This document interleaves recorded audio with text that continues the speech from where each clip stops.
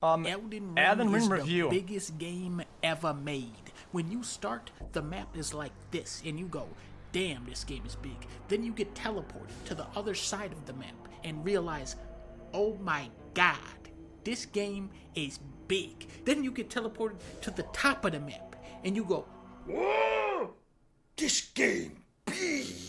Then you realize there's an entire other world that's why I kept saying and a floating island, and a massive city, and an entire secret castle. 2 of them, actually. There are secret zones within secret zones within secret zones. So the absolute highest compliment I can pay this game is to tell you that I have beaten this game 4 times now. Right out the gate, we're ripping off Zelda. You literally wake up in a tomb, open a big door, and the game says go. No hand-holding, no bullshit, just go wherever you want to go. Except don't fight that guy, and don't go over here because you'll die, and don't follow the beam of light because that's a fucking scam. Elden Ring's gameplay loop is to put a bullshit boss in front of you and say, okay, now go into the world and find something to chop his head off with. Having a concrete goal like defeating a scumbag boss makes exploration feel that much more meaningful. And visually, this is a world worth exploring. Walking around in this game is like stepping inside of a painting. There are hundreds upon hundreds of scenic vistas which look impossibly curated and intentional, and the spaces in between are populated with an absurd array of creative enemies and bosses. FromSoft is famous for their enemy design, and they are really bringing the heat here, not only in sheer quantity, but also in terms of moves and variety. Penguins is in this game, doggy statues, doggy wizards, giant lobsters, vampire bats that sing the Halo theme. They got Pumpkinhead to be in this, stretchy lizard man, the list goes on. DUNKEY video makes good videos. I like it. Saying, Donkey, please don't spoil this game for me, but I can't. This game cannot be spoiled because this game does not end, okay? This is Dark Souls 4, no end credits edition. But what's frustrating about Elden Ring is that for all the effort that has gone into the world and enemies, it feels like they only spent 10 seconds balancing this game. The difficulty in this game is best described as, what is the word I'm looking for here? Total fucking horseshit. This is an evil game made by an evil man, and whoever's job it was to some of the abilities that felt so vicious. Did not show up to work. I'm gonna say. Some of the abilities in the game felt more vicious than all the other Souls games. So they were perfectly designed for you to be upset at them because they're brutal. Did not show up to work. Brutal for the abilities. Making of this game. Just from saying that, already people are pissed off at me. They're saying Donkey sucks. I hate you, Donkey, nitpicking and biased. You only like Xbox. True, but always remember, I beat this, and this is fucking stupid. And I beat Elden Ring 1, 2, 3, 4 times. Because why? Because I'm the realest gamer of all time. And I say it's too hard. I am calling this game out. Not because it's a bad game, but because it's an incredible game that is held back by very poor balancing. Many of your deaths in this game do not feel earned, like dying to this stupid shit or losing 70,000 runes to the wonky platforming.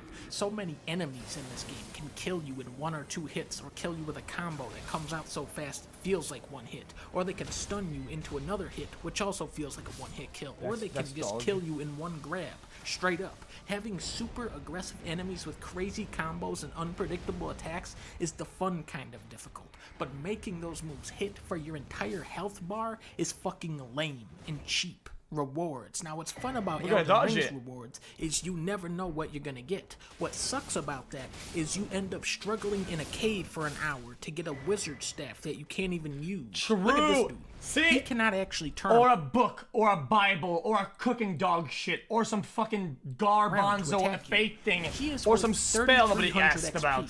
Then you have this guy who can do this, and he can say this, or he can say this, and he has this move too. This guy, who has a ton of health, by the way, is worth 3,800 XP. Only 500 more than the guy. Also, what is it that with a boss you start working on for 40 minutes, and then after 40 minutes, he does an ability that you've never seen ever before. After 40 minutes of trying him, how does that work? How does that work? You think that's fucked up though? Look at these guys. They're literally sleeping. Watch what happens when I hit L2. I just got 20,000 XP for that. There are so many Giga Chad different swords? weapons and spells and summons and special moves in this game that should make Elden Ring a wonderland for experimentation, but because the upgrade system is so rigid and stingy, you feel discouraged from creating wacky builds. And then on top of that, you have this late game difficulty spike where it feels like your character just got reset back to level 1. The end game bosses are so brutal and so fast that it ultimately funnels every player into using the same broken builds. It's probably starting to sound like I hate this game, but try to remember, I beat this big ass game 4 times. 4.5 actually. Clearly they did something right. Games like this are far and few between, so I want them to get this one just right. And the good news is that most of the problems with Elden Ring... Oh my god, what the fuck? Is that his ashes? Mimicked here? Most of the problems with Elden Ring can be fixed by one dude with a slider tool. Just turn enemy damage down by 20, 30, 70%, and we're back in business. 1, 2, 3, 4, hit! Nah, you know what? I don't even agree. Guys, I don't agree because I wish that in Souls games armor was better and resistances were better to the point where if you spent most of your points into wearing armor, you get rewarded for taking less damage. But in this fucking game, it doesn't matter what you have, what you upgraded, what your character's wearing, you still get almost the same exact damage as you took without it. So what's the point of it? I love armor. Armor is cool. It's a cool thing. But this game doesn't reward wearing cool armor. Why?